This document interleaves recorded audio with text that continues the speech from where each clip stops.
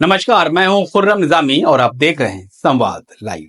दिक्कत बड़ी है जिसके बारे में आम चर्चा है कि वो किसी की सरपरस्ती कबूल नहीं करता, जिसके बारे में कहा जाता है कि वो दबाव में आता नहीं लाता है, जिसके सरकार चलाने का तरीका सबसे अलहदा है, तो वो बदले हुए हालात में कब तक सरवाइव कर पाएगा। हम बात कर रहे हैं प्रधानमंत्री नरेंद्र मोदी की। वो जब गुजरात के सीएम बने तो उनके सामने पक्ष का होना महज रस्म अदायगी ही थी। मोदी जब देश के पीएम बने तो 2 बार देश की सबसे बड़ी पंचायत यानी संसद में गुजरात विधानसभा जैसे ही हालात थे, यानी पक्ष का होना ना होना बराबर था।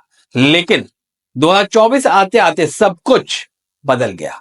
अब पीएम मोदी को अपने एलाइज की सुननी पड़ रही है और उनको सुनाने वाले 2 प्रमुख चेहरे हैं जिनकी निष्ठा रातों रात बदल जाए तो हैरानी ना होगी। हम बात कर रहे हैं नीतीश कुमार और चंद्रबाबू नायडू की। इन दोनों के सारे ही मोदी के नेतृत्व में एनडीए सरकार चल रही है। कहा तो यह भी जा रहा है कि वक्त आने दीजिए, मोदी जी सब कुछ संभाल लेंगे। न सिर्फ संभाल लेंगे बल्कि 5 साल वैसे ही सरकार चलाएंगे जैसे पिछले 1 दशक से चलाते आ रहे हैं। लेकिन मोदी की एक और बड़ी दिक्कत है और वो है विपक्ष की बढ़ी हुई ताकत और राहुल गांधी। हाल ही में एक विदेशी अखबार को दिए गए इंटरव्यू में राहुल ने दावा किया कि मोदी 3.0 किसी भी वक्त धाराशाही हो सकती है, बस इंतजार करिए उनकी एक गलती का। राहुल का दावा तो यह भी है कि ब्रांड मोदी खत्म हो चुका है और हालात ये है कि सत्ता पक्ष के कई सांसद उनके संपर्क में हैं।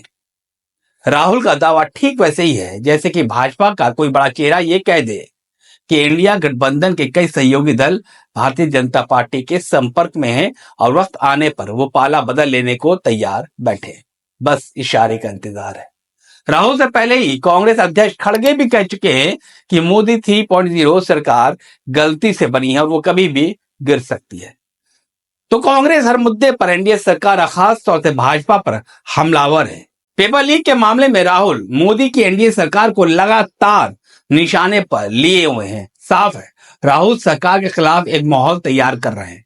राहुल को मालूम है कि वो जितनी जल्द मौजूदा केंद्र सरकार को कमजोर सरकार साबित कर देंगे, एनडीए में वो उतनी ही जल्दी बिखराव कर पाएंगे। दरअसल राजनीति नंबर्स पर चलती है। मोदी की एनडीए सरकार 293 सांसदों से बनी है और भाजपा 240 के आंकड़ों पर सिमट गई है, यानी बहुमत से बहुत पीछे। राहुल एक तरफ मोदी की एनडीए सरकार को एक लाचार और कमजोर सरकार बता रहे हैं, तो दूसरी तरफ वो पीएम मोदी को भी नहीं बख्श है। वो कहते हैं कि पीएम मोदी की छवि बेहद कमजोर हुई है और मोदी के विचार और छवि को बड़ा झटका लगा है। वो नतीजों का जनता में आए बदलाव को क्रेडिट देते हैं और अयोध्या की हार के जरिए अपने तर्क को स्थापित करते दिखते भी हैं। लेकिन मोदी सरकार को झटका लगेगा, उसके लिए कम से कम 21 सांसदों की जरूरत पड़ेगी, 21।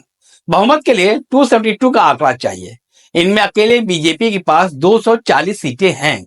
इसलिए बीजेपी को सरकार बचाने के लिए सहयोगी दलों में से सिर्फ 32 सांसदों के समर्थन की जरूरत है।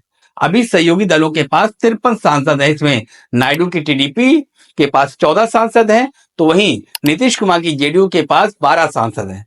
अगर ये दोनों एक साथ एनडीए से निकल जाएं तो कुल 26 सांसद घट जाएंगे, यानी सरकार गिराने के लिए जरूरी 21 के आंकड़ों से 5 ज्यादा। लेकिन क्या नायडू और नीतीश मोदी को झटका दे पाएंगे या फिर दे सकते हैं? इस सवाल का जवाब तो आने वाला वक्त ही बताएगा। तो क्या वाकई राहुल गांधी ने मोदी सरकार के अंत की स्क्रिप्ट तैयार कर ली है? 2014 से पहले की बात करें तो लगातार 15 साल मिली जुली सरकारें भी देश में कामयाबी के साथ चली हैं, चाहे वो 1999 की अटल की सरकार रही हो या फिर 2004 और 2009 में यूपीए की सरकार। सभी सरकार ने या ये तीनों सरकार ने अपना कार्यकाल पूरा किया है, लेकिन क्या मोदी अपना तीसरा टर्म कामयाबी के साथ पूरा कर पाएंगे? जानकारों का मानना है कि पिछले 10 सालों में मोदी का जो विपक्षी दलों के साथ रवैया रहा है वो कोई भूला नहीं है। चाहे सदन के अंदर की बात हो या फिर सदन के बाहर, मोदी को जब भी मौका मिला विपक्षी दलों को उन्होंने कभी भी नहीं बख्शा। यही कारण है कि सहयोगी दल और भाजपा में स्पीकर की कुर्सी को लेकर दरार दिख रही है।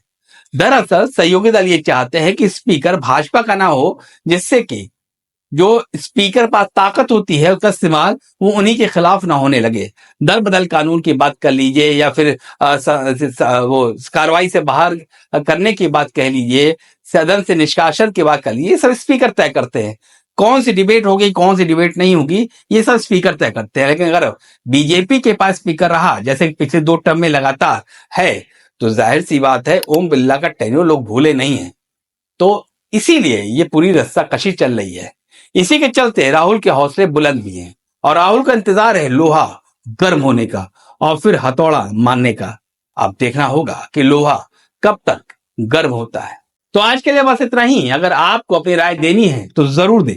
अगर आपके पास हमारे लिए कुछ सुझाव है तो जरूर कमेंट करें और हमको बताएं। और हाँ, अगर आपने हमारे चैनल को सब्सक्राइब नहीं किया है तो जरूर करें। फिलहाल हमें और हमारी पूरे टीम को दीजिए इजाजत। नमस्कार।